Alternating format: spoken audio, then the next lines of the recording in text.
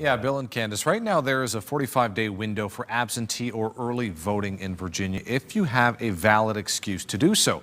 But this past session, the General Assembly passed a law that will go into effect in 2020, allowing early voting without an excuse for a 7-day period among that 45. Now, the State Board of Elections was asked to create a report on how this would go into effect, and that report was discussed at today's meeting.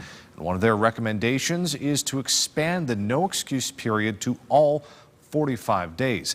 The board's commissioner says they're recommending this in order to simplify the process.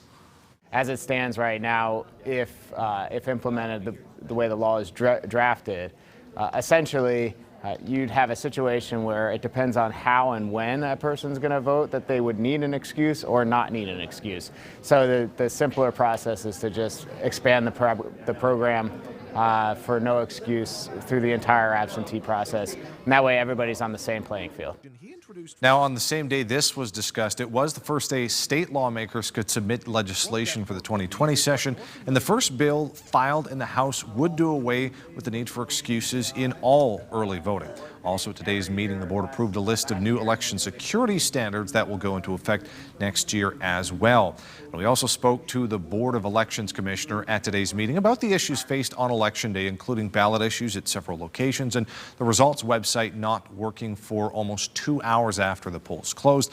He says they're working on an after-action report about what happened and how they can fix that in the future, and says it will be released in January. Bill, Candace.